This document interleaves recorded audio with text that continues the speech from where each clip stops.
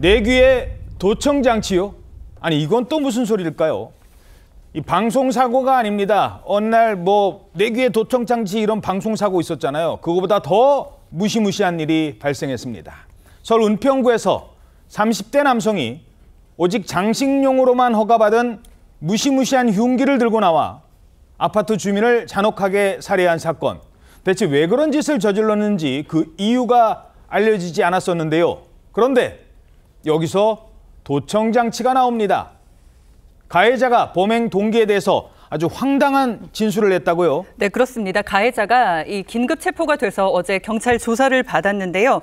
범행 동기에 대해서 묻자 누군가 내 귀에 도청장치를 설치했다 이렇게 말을 한 것으로 전해지고 있습니다. 그러니까 숨진 피해자가 자신을 감시하는 현 정권에서 보낸 스파이라고 생각을 했고 그래서 범행을 저질렀다는 취지로 진술을 한 건데요. 또 피해자와의 관계는 뭐냐 이렇게 묻자 산책을 하다가 피해자와 마주친 적은 있지만 개인적인 친분은 없다 이렇게 말을 한 것으로 전해지고 있습니다. 아니 개인적 친분도 없는 피해자에게 갑자기 시비 걸고 흉기를 휘둘러요? 그 이유가 뭘까요? 내 귀에 도청장치 때문이고 스파이로 의심했기 때문이다? 이런 황당한 주장을 하는 겁니다. 왜 이런 황당한 주장을 하는 걸까요? 범죄심리 전문가에게 물어봤습니다.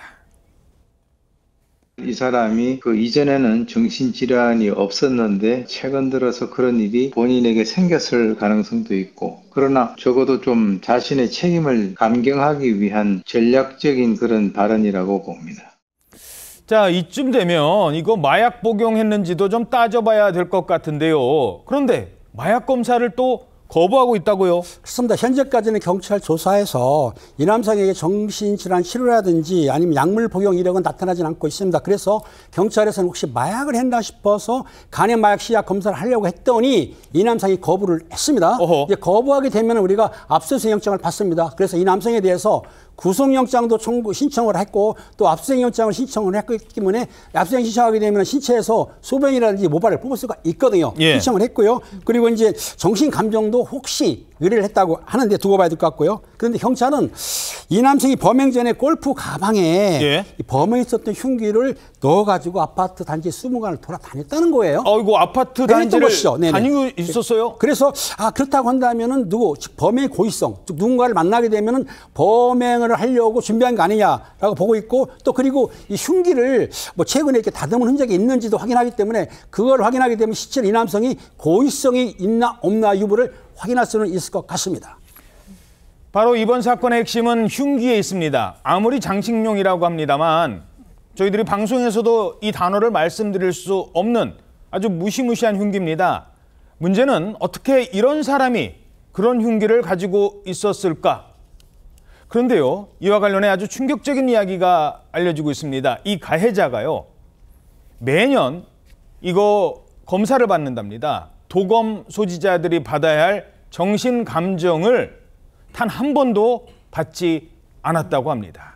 이건 또 무슨 얘기입니까? 이 총포 도검법상 일정 길이 이상의 도검을 소지하려면 경찰서에 허가를 받아야 하는데 허가 절차가 총포보다는 그 절차가 상당히 간이합니다. 신청인에게 운전면허만 있으면 신체 정신건강검사서를 제출할 필요가 없고 이 총포는 3년마다 허가 갱신을 받아야 하는데 도검은 허가 갱신 대상에도 포함되어 있지 않습니다. 다만 경찰은 마약 중독자나 정신질환자의 도검 소지를 방지하기 위해서 매년 6월부터 8월까지 일제 점검을 시행하는데 이 소유주가 도검을 직접 경찰서에 들고 가서 면담을 진행하는 방식으로 진행됩니다. 면담을요? 그렇습니다. 올해 1월 비교적 최근에 허가를 받은 이 사건 피의자는 올해 점검 대상에서 빠졌는데 올해 점검은 1996년부터 2000년 사이에 도검 허가를 받은 이들에 한정됐기 때문입니다. 물론 모든 사람을 다 알 수 없는 겁니다만 이 사람은 점검 대상에서 빠졌다는 겁니다. 그래도 됐을까? 실제 주민들은 어떻게 생각했을까요? 사건 직전에 아까도 말씀드렸잖아요. 골프 가방에다가 그거 들고 다녔다고요. 넣어서. 이 사람이 그날만 그런 게 아니에요. 사건 직전에도 가해자들은 이런 행동을 하고 다녔다. 가해자가 이런 행동을 하고 다녔다는 증언이 나오고 있습니다. 혼자 운동하면서 막 좀 소리 지르고 상태는 좀 안 좋았어요. 화가 좀 많이 있어서 평상시에. 작년 겨울에 이제 퇴사를 하고 낮에 좀 오기 시작해서 회원들이랑도 자꾸 뭐 기구 쓰고 있는데 나오라고 하고 혼자 욕을 막 심하게 하고 막 으윽 하고 막 소리도 지르고 막 그러더라고요. 심지어 이 가해자 평소 주민들에게 이런 시비를 걸고 다녔대요. 나랑 싸우자. 예?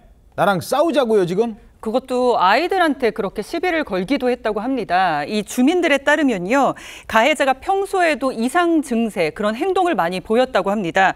아파트 시설을 혼자 이용하다가 뭐 욕을 하고 돌아다니고요. 또 흉기가 든 것으로 추정되는 그 골프 가방처럼 보이는 자루를 들고 다니면서 자택 인근 놀이터에서 아이들에게 나랑 싸우자, 싸움하자 이렇게 말을 걸었던 것으로 전해지고 있습니다. 아니 왜 이런 나랑 싸우자 이런 얘기를 했을까요? 무시무시한 흉기를 들었기 때문입니다. 이 가해자에게 이 흉기가 어떤 의미였을지 범죄심리 전문가에게 물어봤습니다. 이 흉기를 금년 1월 달에 구입을 했다라고 하는데 그 흉기를 구입을 함으로써 본인의 입장에서는 자기보다 더 강한 사람에게 자기는 이 흉기를 통해서 대응을 할 수 있고 제압할 수 있다라고 하는 이런 그 심리적인 우월감을 느끼고 그런 행동을 한 것으로 보입니다. 그렇게 무방비로 흉기를 들고 다니다가 아무 죄 없는 누군가의 아들이자 한 가정의 가장이었던 40대 주민을 살해한 겁니다. 피해자에게는 이게 무슨 날벼락인 겁니까? 맞습니다. 피해자는 9살, 4살 두 아이를 둔 그리고 성실한 회사원이었다고 합니다. 특히 유가족들에 따르면요, 피해자 같은 경우에는 뭐 남들과 뭐 다투거나 하는 성정도 아니었다라고 하고요. 아이들에게는 자상한 아버지였고 아내에게는 따뜻한 남편이었다라고 전해왔습니다. 그리고 누군가에게는 자랑스러운 아들이었을 텐데요.